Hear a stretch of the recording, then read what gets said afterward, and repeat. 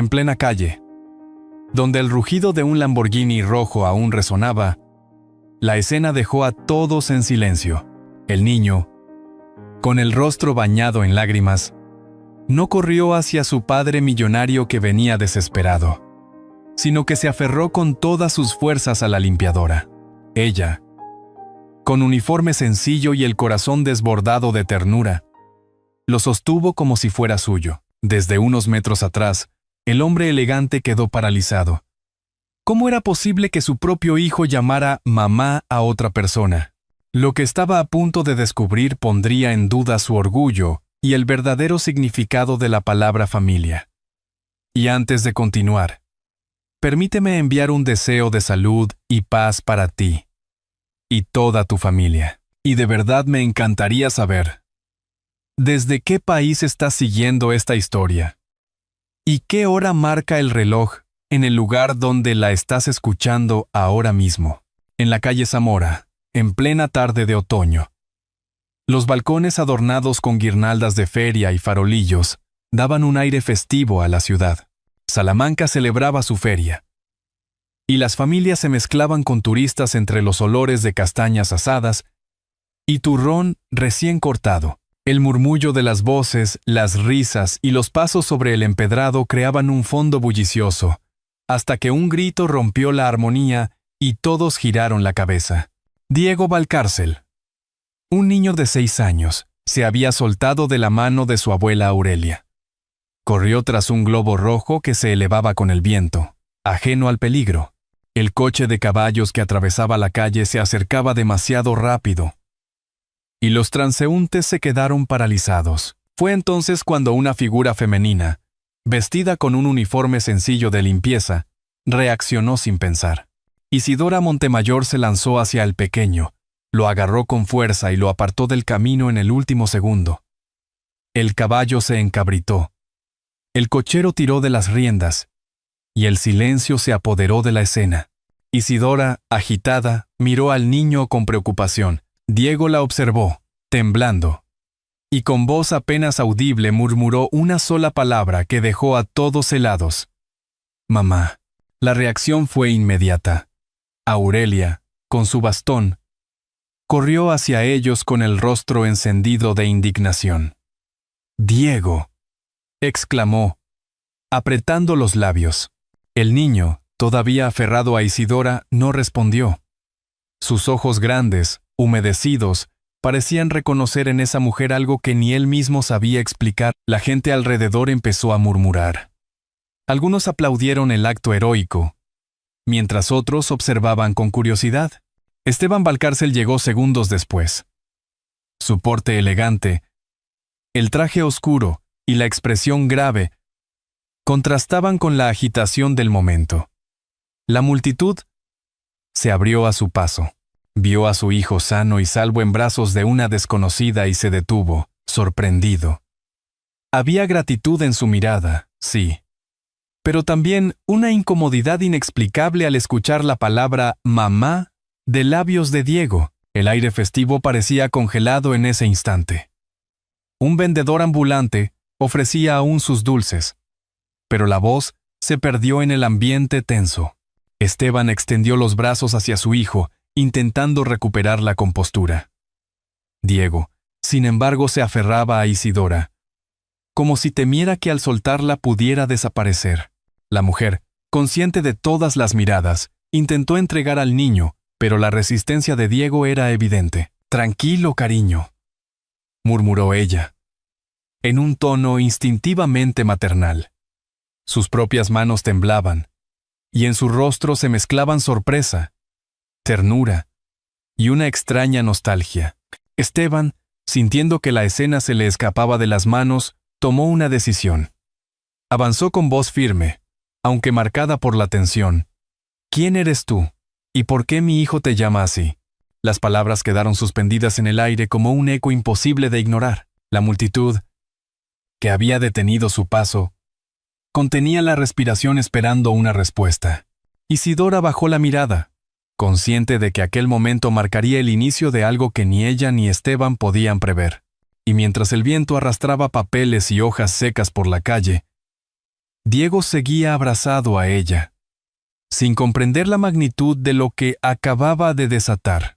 El corazón de Esteban latía con fuerza. No se trataba solo de la gratitud por un acto heroico, sino de la intriga que despertaba en él esa mujer. Había algo en su mirada, algo escondido bajo años de silencio y resignación. Salamanca seguía celebrando la feria con luces y música a lo lejos. Pero en esa esquina de la calle Zamora, el destino de 3 vidas acababa de entrelazarse para siempre. Esteban pronunció con voz tensa: ¿Quién eres tú? ¿Y por qué mi hijo te llama así? En el salón principal de la mansión Valcárcel, el eco de aquel mamá todavía flotaba en el aire como un recuerdo imposible de borrar. La chimenea permanecía apagada pese al fresco de septiembre, y las paredes recubiertas de retratos familiares daban al lugar un aire solemne, casi frío. La mesa del comedor estaba servida con elegancia. Jamón ibérico cortado en finas lonchas, vino de la ribera del Duero respirando en copas altas, pan crujiente dispuesto en cestas de mimbre. Todo era perfecto a los ojos de Aurelia, menos la expresión de su nieto. Diego se sentaba en su silla con los labios apretados, los ojos fijos en el plato sin tocar. Apenas había rozado el pan. «No quiero comer», dijo en voz baja. Y cuando Esteban lo miró con ceño fruncido, añadió con fuerza inesperada: «Quiero a mamá Isidora». La tensión se cortó como cuchillo. Aurelia golpeó ligeramente el bastón contra el suelo, indignada. «Basta de tonterías.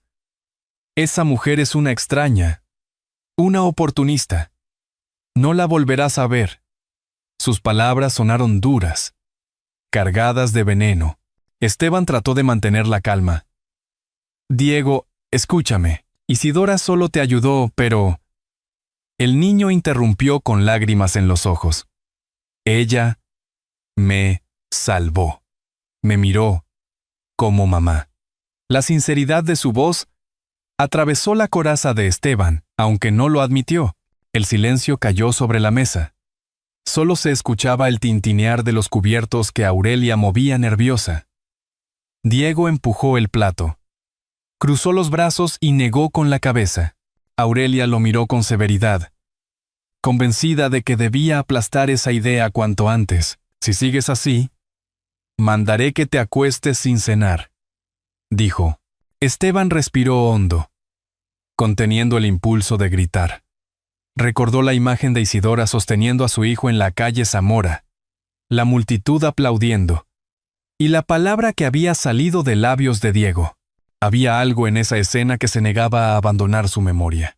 Más tarde, mientras Diego lloraba en su habitación, Esteban permaneció de pie frente a una ventana. Salamanca, iluminada por faroles y los destellos de la feria, parecía una ciudad ajena a sus dudas.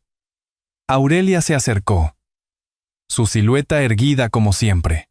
«Esteban», dijo con voz firme, «si permites que esa mujer se acerque más, perderás el respeto de todos. Nuestro apellido no puede mancharse con historias de criadas». Él cerró los ojos. Entre el deber y el corazón había un abismo difícil de cruzar. La voz de su madre tenía peso, pero también lo tenía la mirada desesperada de su hijo. A la mañana siguiente, Diego se negó a vestirse para el colegio. Entre sollozos gritó: «¡Quiero mamá Isidora!». La criada que lo atendía salió asustada de la habitación. Esteban entró y se encontró con su hijo abrazado a un juguete, los ojos rojos de tanto llorar. Aurelia, desde el pasillo, volvió a sentenciar: «Ese apego no es sano. Córtalo antes de que sea tarde». Pero Esteban, mirando al niño, sintió un nudo en el estómago. Su autoridad de padre parecía desmoronarse frente a una verdad simple. Diego había encontrado en Isidora lo que él no había sabido darle.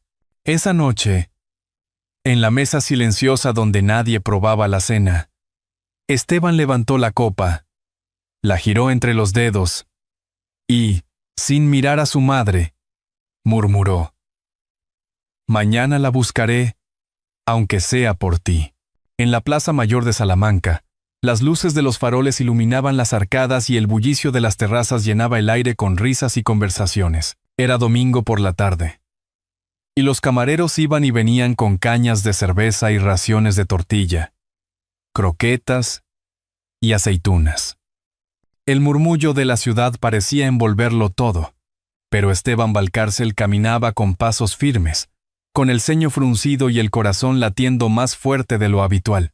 Sentado en una de las mesas exteriores del café, Las Torres, estaba Diego, entretenido con un pequeño barquito de papel que hacía navegar sobre la mesa. A su lado, Isidora Montemayor intentaba mantener la calma mientras Gabriela, su amiga y camarera, servía horchata y sonreía con complicidad.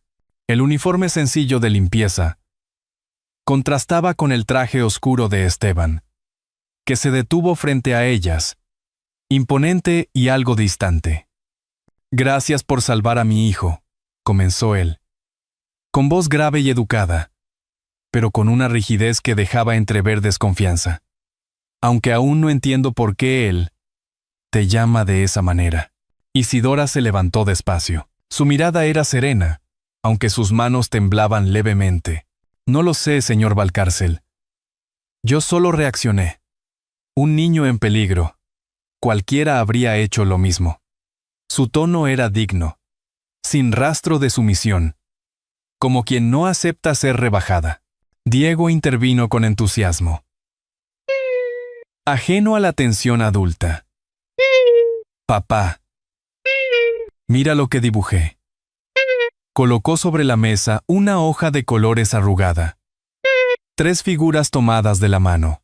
Un hombre alto, un niño pequeño y, a la izquierda, una mujer de cabello recogido. Esteban tomó el dibujo y se quedó mirándolo en silencio.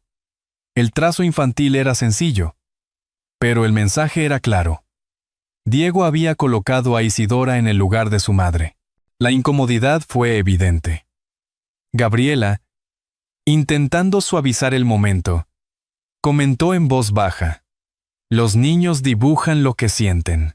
A veces ven más de lo que creemos».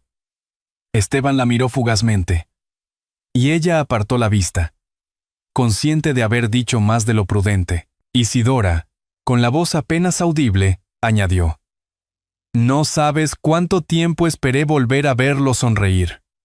El comentario salió de sus labios casi sin darse cuenta, como un suspiro que se escapó antes de tiempo.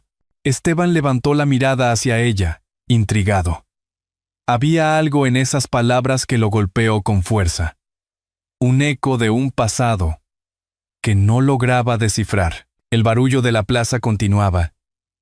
Turistas sacaban fotos, los músicos callejeros tocaban guitarras, y un grupo de jóvenes brindaba ruidosamente. Pero en aquella mesa, el tiempo parecía haberse detenido. Diego se subió a las rodillas de Isidora, apoyó la cabeza en su hombro y cerró los ojos con una sonrisa tranquila. Esteban observaba la escena con sentimientos encontrados. Parte de él se enternecía al ver a su hijo feliz, pero otra parte se sentía amenazada por esa cercanía. No podía entender qué vínculo invisible unía a Diego con esa mujer. Y sin embargo, la sensación de familiaridad en los ojos de Isidora lo inquietaba. Mientras Gabriela retiraba platos vacíos de otra mesa, se inclinó hacia Isidora y murmuró: «Ten cuidado. No todo el mundo en su familia está contento con que esté cerca». Isidora asintió, sabiendo que Aurelia nunca permitiría ese lazo. El viento fresco de la tarde movió el dibujo infantil sobre la mesa. Esteban lo volvió a mirar. 3 figuras, unidas, sonrientes. Sus labios se endurecieron, incapaces de aceptar lo que veía. Isidora, sin darse cuenta de la intensidad de su propia confesión, había dejado escapar más de lo que debía, y en los ojos de Esteban brillaba una mezcla de sospecha y desconcierto. Mientras la Plaza Mayor seguía vibrando con la vida de Salamanca, indiferente al drama que acababa de empezar a escribirse, Isidora, casi sin darse cuenta, deja escapar una frase: «No sabes cuánto tiempo esperé volver a verlo sonreír». En el despacho silencioso de la mansión Valcárcel, la madrugada avanzaba entre papeles desordenados y el retrato antiguo de la difunta esposa de Esteban, colgado en la pared. Las luces de Salamanca se veían a lo lejos por la ventana, como estrellas lejanas, mientras el eco del grito de Diego en la Casa de las Conchas seguía clavado en la mente de Esteban. Su hijo estaba en el hospital, débil, después del colapso nervioso de aquella noche. Y él, solo, se debatía entre la incredulidad y la culpa. Sobre el escritorio reposaba la maleta que Isidora había dejado al marcharse. Esteban, con manos temblorosas, abrió el cierre. Entre prendas gastadas y un par de cuadernos, apareció un sobre amarillento. Dentro, cuidadosamente doblada, había una fotografía. Isidora, más joven, con el cabello recogido, sostenía a un bebé recién nacido. En la muñeca del pequeño brillaba un brazalete de hospital, metálico, con letras grabadas que Esteban leyó en voz alta con incredulidad. Diego Montemayor. El mundo pareció detenerse. El aire se hizo más denso. La mente de Esteban retrocedió años atrás, a un tiempo confuso en el que su madre lo había convencido de que el niño nacido en circunstancias indignas no debía formar parte de la familia. Recordó discusiones, silencios, noches de reproches. Y ahora, frente a sus ojos, la verdad era innegable. El hijo al que había criado como Valcárcel era, en realidad, el mismo niño que Isidora había traído al mundo y del que había sido arrancada. El teléfono sonó, rompiendo el silencio. Una llamada del Hospital Clínico Universitario. La voz del médico era grave. Señor Valcárcel, su hijo sigue muy alterado. En la fiebre repite lo mismo una y otra vez. Esteban, con la voz entrecortada, preguntó: ¿Qué dice? Hubo un silencio breve. Luego la respuesta. Dice mamá. No me dejes otra vez. Esteban dejó caer el auricular sobre la mesa. El sonido metálico rebotó en el suelo del despacho. Sus ojos ardían, pero no lloraba. Era un llanto contenido, un grito mudo que le desgarraba por dentro. Se vio reflejado en el cristal de la ventana. Un hombre elegante, poderoso, pero derrotado. Gabriela apareció discretamente en la puerta. Había sido ella quien acompañó a Isidora hasta su casa aquella noche. Con voz suave, casi maternal, dijo: Lo sabía. Siempre lo supe. Ese niño nunca dejó de buscar a su madre. Esteban no respondió. Apenas pudo levantar la foto y mostrarla. Me lo ocultaron. Todos estos años. Y yo también fui ciego. Leandro Santisteban, el detective, se presentó poco después, cargando con la culpa de haber colaborado en la trampa. Don Esteban, confesó: Yo coloqué ese collar en el bolso de la señora Montemayor. Me pagaron para hacerlo. No pudo defenderse porque todo estaba preparado. Esteban lo miró con rabia contenida, pero no habló. La traición de su propia madre pesaba más que cualquier confesión. En la cama del hospital, Diego se agitaba, murmurando palabras entre sueños. Esteban, sentado a su lado, le acarició la frente con torpeza. El niño abrió los ojos un instante y preguntó: ¿Dónde está mamá Isidora? Esa pregunta simple atravesó todas las barreras de orgullo, de apellido, de conveniencia. Esteban comprendió, en ese momento, que todo lo que había construido no tenía sentido si no podía darle a su hijo lo que más necesitaba: verdad, amor y familia. Con la voz quebrada se inclinó sobre la cama y susurró.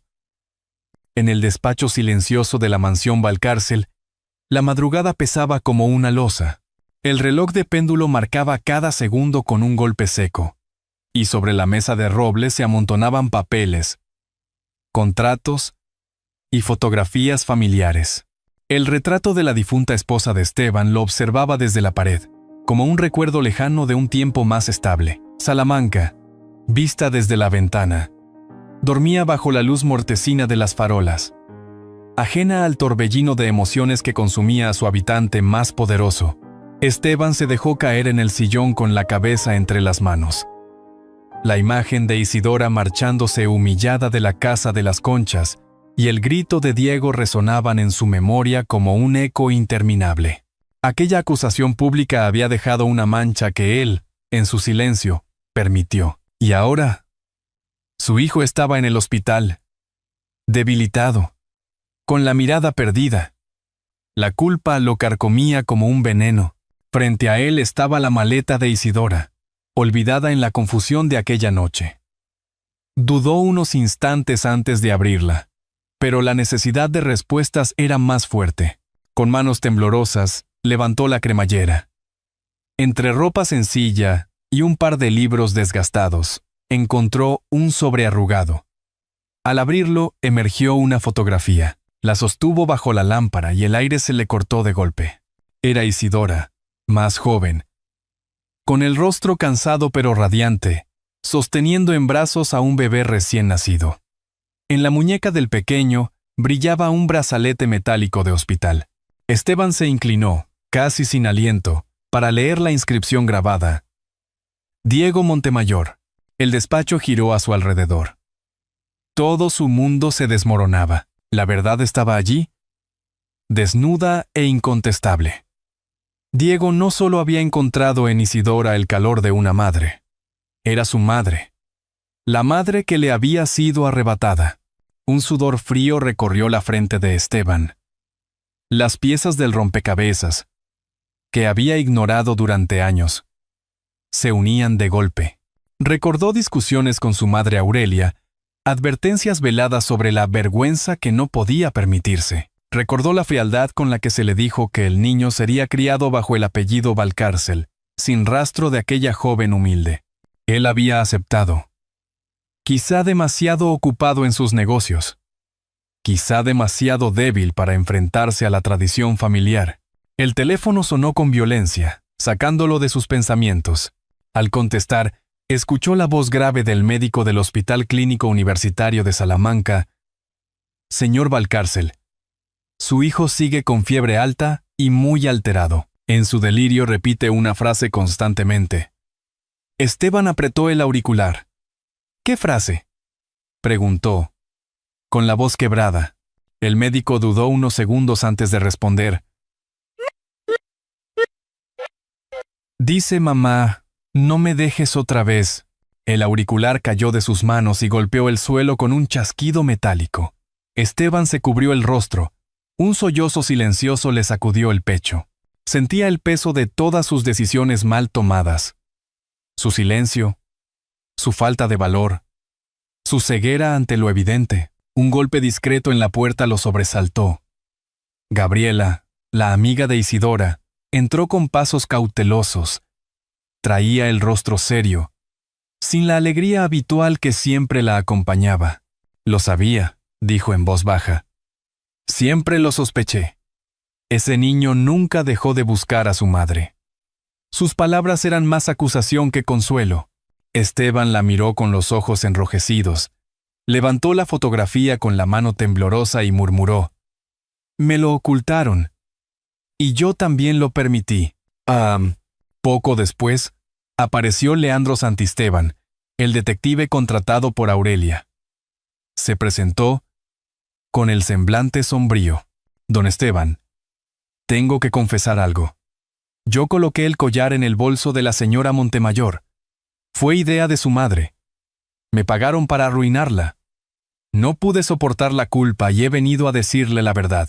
Esteban lo observó con una mezcla de ira y desprecio. Podría haberlo despedido al instante, incluso denunciarlo, pero la traición de su propia madre era aún más insoportable. Sal de mi vista, le ordenó con frialdad. Leandro agachó la cabeza y desapareció, dejando tras de sí un silencio aún más denso. Horas después, Esteban se encontraba junto a la cama de Diego en el hospital. El niño, con la frente perlada de sudor, murmuraba entre sueños: «Mamá, mamá Isidora». Esteban le acarició la frente con torpeza. Sintiéndose inútil, por primera vez en su vida, el hombre que había negociado millones y decidido destinos no sabía qué hacer. El pequeño abrió los ojos apenas un instante y preguntó con voz débil: ¿Dónde está mamá Isidora? La inocencia de esa pregunta derrumbó lo que quedaba de resistencia en Esteban. Se inclinó sobre él, dejando que las lágrimas al fin escaparan, y susurró: «Haré lo que sea para reparar este error». Su voz fue una promesa rota y reconstruida al mismo tiempo. En ese momento comprendió que todo lo que había defendido el apellido, la reputación, el orgullo no tenía valor frente a la verdad y al amor de un niño por su madre. Y por primera vez en muchos años, Esteban Valcárcel se sintió vulnerable, pero también dispuesto a luchar por lo único que importaba: recuperar la familia que nunca debió ser destruida. Con la voz quebrada, se inclinó sobre la cama y susurró: «Haré lo que sea para reparar este error». Oh. Entre rosales y cipreses del huerto de Calixto y Melibea, la brisa de la mañana traía un frescor especial, como si la ciudad entera respirara un aire nuevo. Salamanca amanecía con un cielo límpido, y las campanas de la catedral resonaban a lo lejos, recordando que cada día empezaba con la oportunidad de rehacerse. Allí, en ese jardín cargado de historia y leyendas, se encontraron tres figuras que hasta entonces habían caminado por senderos separados. Esteban Valcárcel no era el mismo hombre que presidía reuniones de negocios, ni el anfitrión impecable de veladas sociales. Caminaba con paso vacilante, llevando consigo no un contrato ni un símbolo de poder, sino una fotografía gastada y un brazalete metálico de hospital. En su rostro había marcas de desvelo, y en sus ojos una determinación distinta, nacida de la culpa y del amor. Frente a él estaba Isidora Montemayor, con lágrimas contenidas, temblorosa pero firme. Había esperado este encuentro sin saber si llegaría. Había rezado muchas noches con la esperanza de volver a abrazar lo que la vida le arrebató. Y en medio, como la unión inevitable de ambos, estaba Diego, envuelto en una bufanda ligera, aún convaleciente, pero con una sonrisa que devolvía luz a todo el jardín. El silencio inicial fue tan denso que el canto de los pájaros parecía más fuerte. Esteban, con la voz quebrada, dio el paso que durante años había temido. Se arrodilló frente a Isidora, bajando la cabeza como un hombre derrotado por la verdad. «No tengo excusas», susurró. «Te arrebataron lo que era tuyo, y yo lo permití con mi silencio. Pensé en el apellido, en la reputación, en todo menos en lo esencial. Perdóname». Isidora sostuvo el brazalete en sus manos, el mismo que había marcado el nacimiento de Diego. Lo acarició como si fuese una reliquia. Las lágrimas le nublaban la vista, pero su voz salió firme. «No quiero venganza, Esteban. Solo quiero a mi hijo. Solo quiero lo que siempre debió ser mío». En ese instante abrió los brazos, y Diego corrió hacia ella. El niño se aferró a su madre con la fuerza de quien teme perderla de nuevo. Sus sollozos se mezclaron con risas nerviosas, un desahogo de emociones que había guardado demasiado tiempo. Aurelia de los Ríos observaba desde unos pasos atrás. Su silueta, antes rígida, parecía encogida bajo el peso de los años y de sus propias decisiones. Su bastón temblaba entre las manos. Con voz apagada, confesó: «Fui yo quien los separó. No podía soportar la idea de que mi nieto naciera fuera de lo que consideraba digno. Temía la vergüenza, el qué dirán, y en ese miedo destruí lo más sagrado». El silencio tras sus palabras fue aún más fuerte que su confesión. Diego, con la inocencia de sus 6 años, miró a su abuela con ojos grandes y húmedos. «¿Ya no me vas a separar de mamá?», preguntó. Aurelia, incapaz de sostener la mirada, negó con la cabeza. Abrió los brazos con torpeza, y el niño, en un gesto espontáneo, corrió también hacia ella. Ese abrazo, pequeño pero inmenso, hizo que Aurelia rompiera en llanto, liberando culpas que llevaba décadas guardando. El sol ascendía sobre las torres de la ciudad, tiñendo las piedras doradas de Salamanca con destellos de esperanza.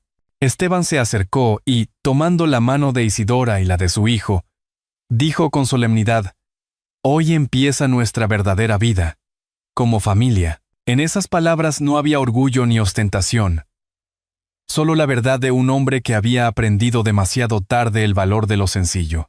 Isidora sonrió a través de las lágrimas. Había esperado tanto ese momento que casi parecía un sueño. El jardín entero parecía transformarse. Los árboles, las flores, incluso el murmullo del río cercano, acompañaban aquella reconciliación. Aurelia, aún conmovida, sacó de su bolso un estuche pequeño, lo abrió y mostró un conjunto de joyas antiguas, reliquias familiares. Si de verdad queremos reparar el pasado, que sea ayudando a otros. Estas joyas serán la primera donación para una fundación en nombre de Diego. Ningún niño debería crecer separado de su madre como lo hice yo contigo. Así nació, en ese amanecer, la idea de la Fundación La Esperanza de Diego. No era solo una obra de caridad, sino un símbolo de redención y de compromiso con el futuro. Salamanca pronto conocería la historia, pero ese día, en ese jardín, lo único que importaba era que una familia se había reencontrado. La familia se une en un abrazo. Y Esteban declara: «Hoy empieza nuestra verdadera vida». Al escuchar el murmullo de Salamanca despertando, es imposible no recordar aquella mañana en el huerto de Calixto y Melibea, donde una familia renació entre lágrimas y abrazos. La historia de Esteban, Isidora y Diego no es solo un relato de pérdidas y reencuentros, sino un espejo de lo que tantos corazones sienten cuando el tiempo, la culpa y la esperanza se cruzan. Y ahora, queridos oyentes, les pregunto con cariño: si esta historia les conmovió, dejen un 1 en los comentarios.